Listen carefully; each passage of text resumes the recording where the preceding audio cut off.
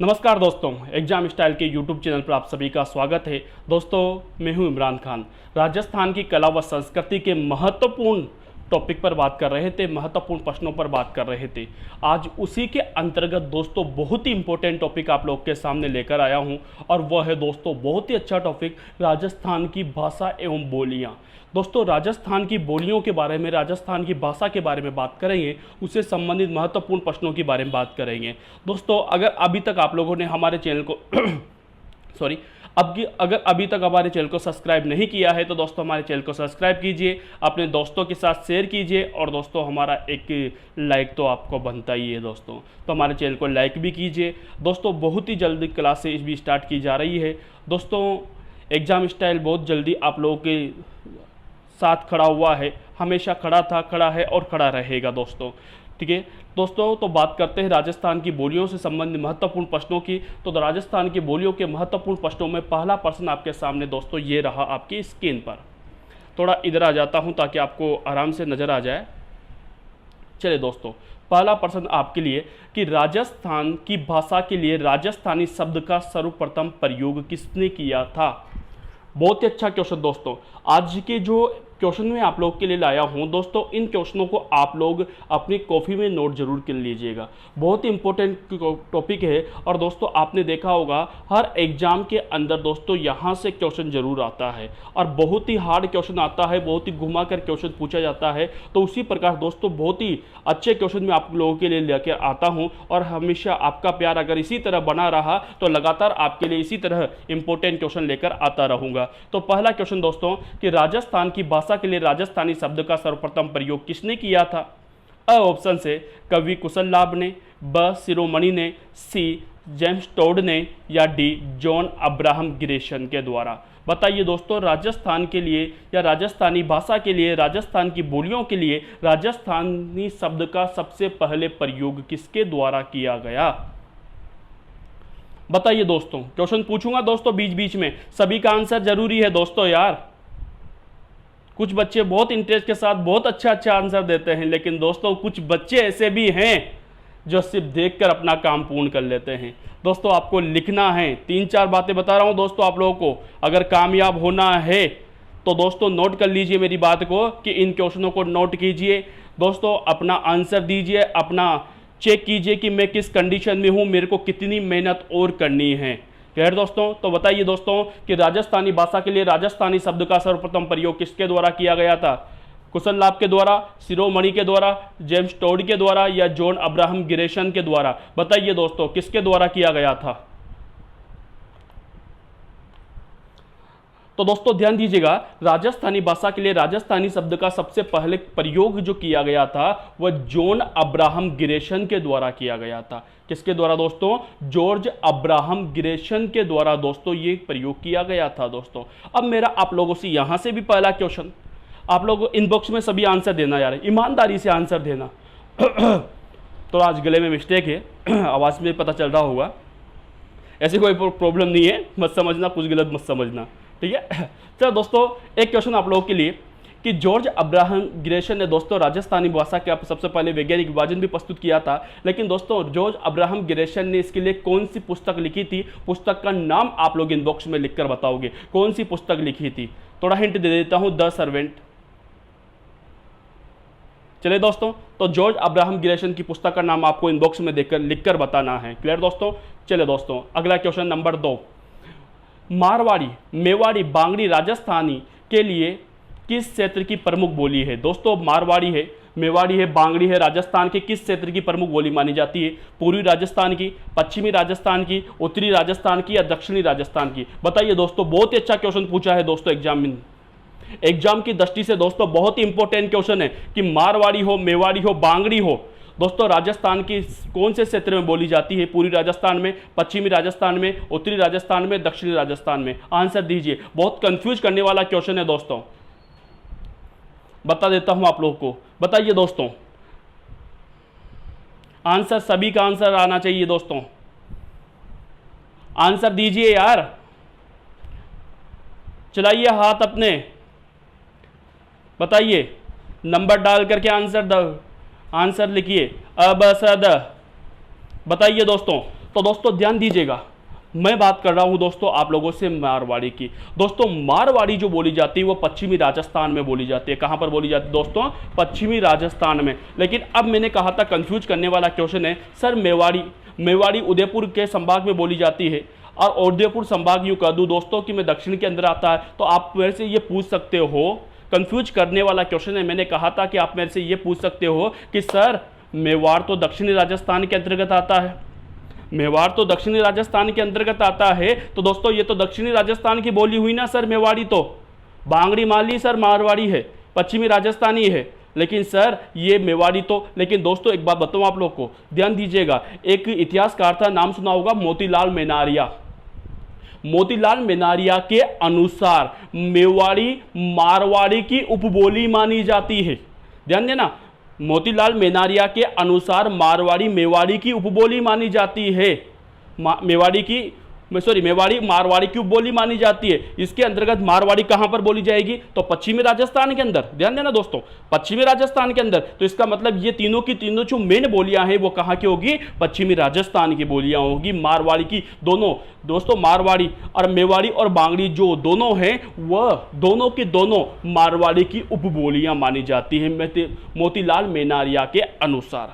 Clear? इसलिए दोस्तों ये इसका सही आंसर क्या होगा? पश्चिमी राजस्थान की बोलियां होगी। क्लियर? चलो दोस्तों अगले क्वेश्चन की ओर ले चलता हूं। अगला क्वेश्चन तीसरा आपके सामने ये रहा दोस्तों, पूर्वी राजस्थान की प्रमुख बोली है। पूर्वी राजस्थान की, ध्यान दीजिए, डूडाड़ी हाड़ौती, मारवाड़ी मालवी, बांगड़ी मेवाती, ये सभी। बताइए दोस्तों पूर्वी राजस्थान के अंतर्गत कौन सी बोली बोली जाती है? डूडाड़ी हाड़ौती, मारवाड़ी मालवी, बांगड़ी या मेवाती और ये सभी। बताइए, आंसर दीजिए। अरे दोस्तों यार आंसर तो बनता है यार। और दोस्तों जिसने हमारे चैनल को अभी तक सब्सक्राइब नहीं किया है, हमारे चैनल को सब्सक्राइब कीजिए, लाइक कीजिए दोस्तों, और दोस्तों अपने प्यारे प्यारे भाइयों के साथ, बहनों के साथ, दोस्तों के साथ शेयर भी कीजिए ताकि वह ऐसे इंपॉर्टेंट क्वेश्चनों को का लाभ उठा सके। दोस्तों बहुत ही इंपॉर्टेंट टॉपिक लेकर आया हूं आप लोगों के सामने। बहुत जल्दी दोस्तों डिटेल वाली क्लास स्टार्ट कर रहा हूं। चलिए दोस्तों, पूर्वी राजस्थान की प्रमुख बोलियां हैं। बोलिए, बताइए पूर्वी राजस्थान की प्रमुख बोली है। तो ध्यान दीजिएगा, पूर्वी राजस्थान की जो प्रमुख बोली मानी जाएगी दोस्तों वो कौन सी मानी जाएगी? डूडाड़ी और हाड़ौती मानी जाएगी। कौन सी दोस्तों? डूडाड़ी और हाड़ौती। क्यों? क्योंकि दोस्तों ये पूर्वी राजस्थान में बोली जाती है। डूडाड़ी जयपुर के आसपास के क्षेत्रों में, हाड़ौती कोटा बूंदी बारा झालावाड़, ठीक है। मारवाड़ी पश्चिमी राजस्थान में, मालवी उत्तरी राजस्थान के अंदर, बांगड़ी ध्यान दीजिए पाली के अंदर, मेवाती अलवर भरतपुर के अंदर, और ये सभी के सभी, ठीक है। मालवी जो है वो आपके एमपी के मध्य प्रदेश के समीपवर्ती क्षेत्रों में बोली जाती है। तो मेन रूप से ध्यान देना, पूर्वी राजस्थान के अंदर जो बोले जाने वाली बोली होगी दोस्तों वो कौन सी होगी? डूडाड़ी और हाड़ौती होगी। क्लियर? अगले क्वेश्चन की ओर ले चलता हूं। अगला क्वेश्चन आपके सामने ये रहा दोस्तों, नंबर 4। बहुत ही अच्छा क्वेश्चन। पूर्वी राजस्थानी का साहित्यिक रूप है दोस्तों, दो रूप होते हैं, एक तो डिंगल होता है, एक पिंगल होता है। तो पूर्वी राजस्थान के अंदर जो साहित्य रचा गया था, ध्यान देना दोस्तों, पूर्वी राजस्थान के अंदर जो साहित्य रचा गया था वह कौन से रूप में रचा गया था? कौन सी शैली में रचा गया था? डिंगल शैली में, पिंगल शैली में, बिंगल शैली में, या इनमें से कोई नहीं? बताइए, आंसर दीजिए। छोटे क्वेश्चन का आंसर दीजिए दोस्तों। सभी बच्चे, बच्चियां, भाइयों बहनों, छोरे छोरियों, आंसर दीजिए।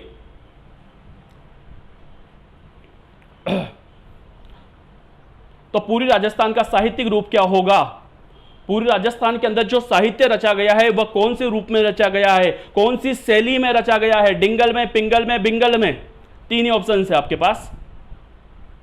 तो दोस्तों ध्यान देना, पूर्वी राजस्थान का साहित्य जो रचा गया है, पूर्वी राजस्थान का जो साहित्य रचा गया है दोस्तों वह पिंगल शैली में रचा गया है। कौन सी शैली में दोस्तों? पिंगल शैली में रचा गया है।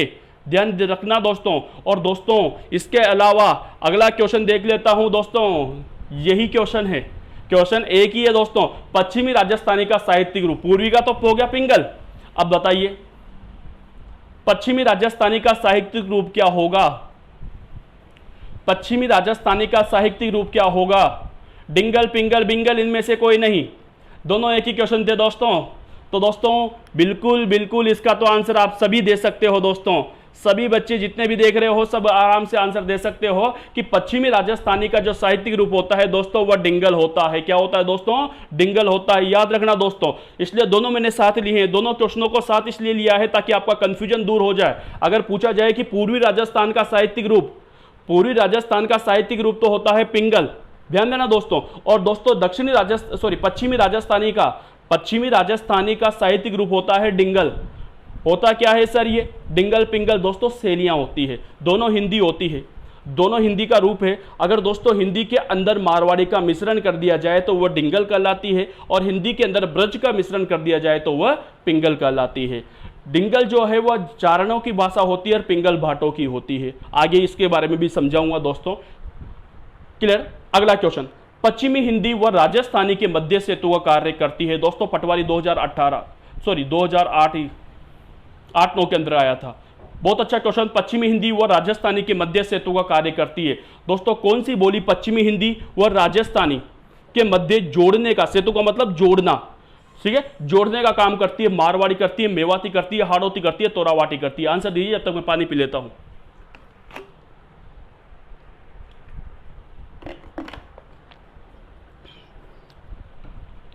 पश्चिमी हिंदी व राजस्थानी के मध्य सेतु का कार्य करती है, बताइए दोस्तों। तो दोस्तों पश्चिमी हिंदी वो मारवाड़ी के बीच में सेतु का कार्य जो करती है, दोनों को मिलाने का जो कार्य करती है वो करती है दोस्तों मेवाती। कौन सी करती है दोस्तों? मेवाती करती है। क्यों करेगी दोस्तों? ध्यान देना, इधर है, ध्यान देना, पश्चिमी राजस्थान के अंदर है दोस्तों आपके, ध्यान देना, पश्चिमी हिंदी जो बोली जाती है वो बोली जाती है मथुरा के अंदर, मथुरा के अंदर बोली जाती है ब्रज, ब्रज को कहा जाता है पश्चिमी हिंदी, और इधर बोली जाएगी दोस्तों आपके राजस्थानी। अब दोनों को मिलाने का कार्य करती है दोस्तों मेवाती। मेवाती कहां पर बोली जाएगी? अलवर भरतपुर के अंदर। तो अलवर भरतपुर के अंदर दोस्तों राजस्थानी का प्रभाव भी होगा और ब्रज का प्रभाव भी होगा। दोनों बोलियों का प्रभाव आपको नजर आ रहा है, ध्यान देना दोस्तों, दोनों बोलियों का प्रभाव आपको नजर आ रहा है। इसलिए दोस्तों दोनों को जोड़ने का जो काम करेगी, दोनों के मध्य सेतु का जो काम करेगी दोस्तों, वो कौन सी बोली करेगी? मेवाती बोली करेगी। क्लियर दोस्तों? अगले क्वेश्चन की ओर ले चलता हूं। अगला क्वेश्चन आपके सामने ये रहा दोस्तों, लालदास जी चारणदास जी संप्रदायों का साहित्य किस भाषा में रचा गया? लालदास जी, नाम सुना होगा, लालदासी संप्रदाय, चरणदासी संप्रदाय, चरणदास जी ने अपना जो साहित्य रचा था वो कौन सी बोली में या कौन सी भाषा में रचा गया था? तोरावाटी में, मेवाती में, मारवाड़ी में या अहिरवाटी में? बताइए दोस्तों, आंसर दीजिए।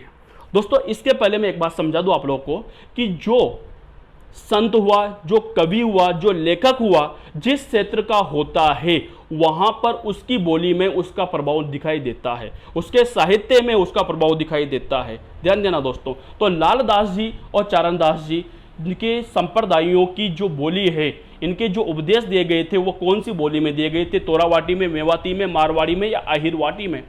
आंसर आप सभी का बहुत ही अच्छा क्वेश्चन है और बहुत ही इजी क्वेश्चन है दोस्तों आप लोगों के लिए। तो जो पढ़ने वाले बच्चे हैं दोस्तों उनके लिए तो बहुत इजी क्वेश्चन है दोस्तों।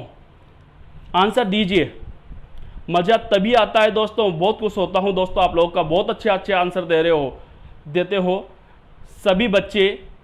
और जो नहीं देता है दोस्तों वो आलस कर रहा है यार। आलस छोड़ो, सुबह हुआ जगो, अब तो जग जाओ यार।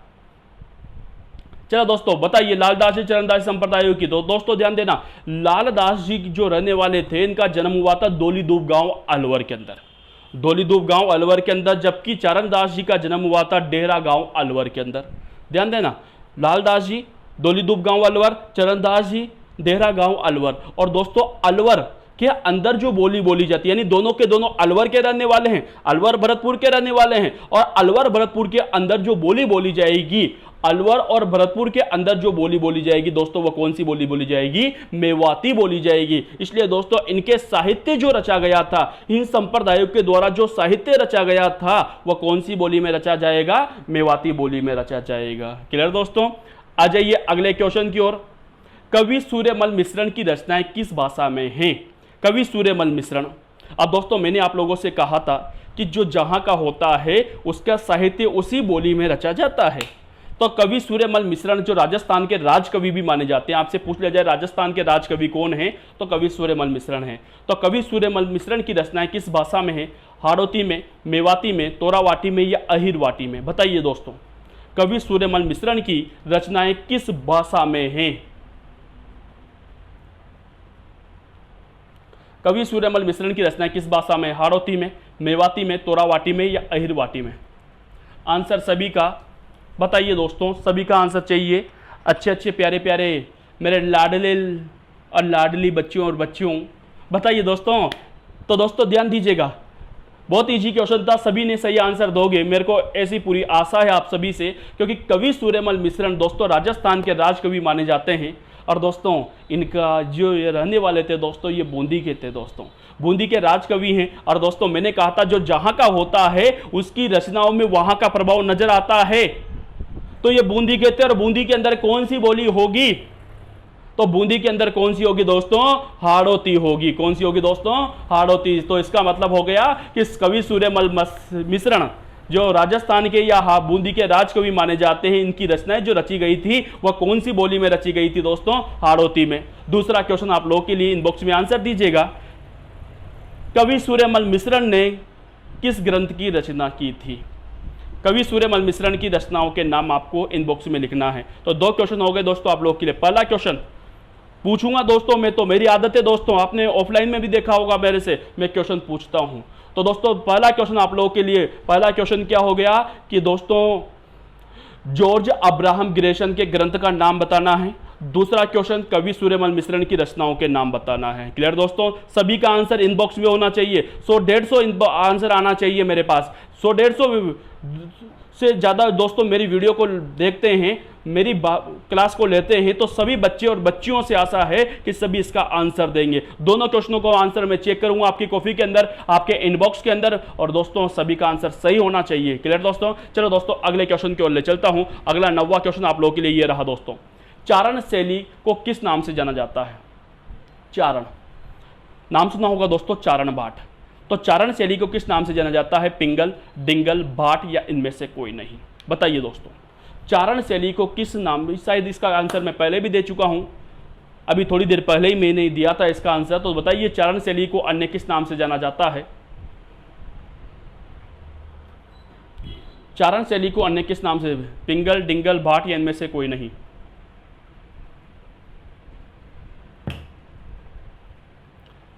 बताइए, आंसर दीजिए। चारण शैली को अन्य किस नाम से जाना जाता है? तो ध्यान देना दोस्तों, मेरे प्यारे प्यारे लाडले लाडली बच्चों।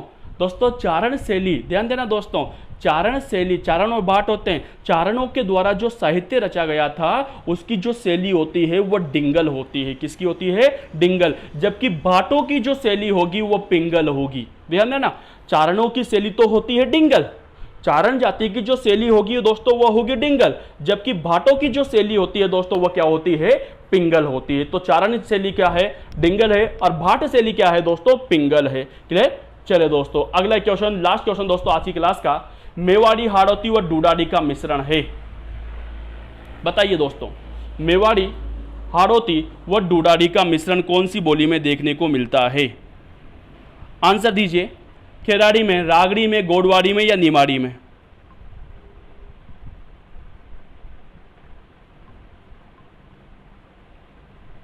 बताइए, मेवाड़ी, हाड़ौती, डूडाडी का मिश्रण मिश्रित रूप है, यानी कौन सी बोली में तीनों का मिश्रण दिखाई देता है? बताइए दोस्तों, मेवाड़ी, हाड़ौती, डूडाडी का मिश्रण कौन सी बोली में दिखाई देता है? तो दोस्तों तीनों बोलियों का, मेवाड़ी का बात करूं, हाड़ौती का बात करूं, डूडाडी का बात करूं, तीनों का जो मिश्रण दिखाई देता है वह किस में देता है? खेराड़ी के अंदर दिखाई देता है। खेराड़ी बोली के अंदर ये मिश्रण दिखाई देता है। तो दोस्तों ये थे आपके इंपॉर्टेंट क्वेश्चन, काफी इंपॉर्टेंट क्वेश्चन, और भी दोस्तों एग्जाम स्टाइल आपके लिए लगातार लेकर आता रहेगा। इसी तरह प्यार दीजिए, इसी तरह आप मान दीजिए, इसी तरह सम्मान दीजिए। और दोस्तों बहुत अच्छा लग रहा है आप लोगों का प्यार मिलकर। और दोस्तों इसी आशा के साथ दोस्तों आप लोगों से गुजारिश और करूंगा कि हमारे चैनल को लाइक कीजिए, सब्सक्राइब कीजिए, और दोस्तों अपने प्यारे प्यारे लाडले लाडले भाई बहनों के साथ शेयर भी कीजिए। दोस्तों अगर आप लोग हमारे फेसबुक पेज से, टेलीग्राम ग्रुप से या फिर व्हाट्सएप ग्रुप से ज्वाइन होना चाहते हो तो उसका लिंक नीचे दिया हुआ है। दोस्तों हमारी वेबसाइट है www.examstyle.com, वहां पर जाकर आप महत्वपूर्ण नोट्सों को डाउनलोड कर सकते हो। साथ में दोस्तों आने वाली वैकेंसियों के बारे में जानकारी ले सकते हो, आने वाले रिजल्टों के बारे में जानकारी ले सकते हो, राजस्थान के केंद्र सरकार के द्वारा जो चलाई गई योजनाएं हैं उनके बारे में भी जानकारी ले सकते हो। तो दोस्तों इसी आशा के साथ फिर मुलाकात करूंगा, इतना ही प्यार के साथ। थैंक यू, शुक्रिया, धन्यवाद दोस्तों।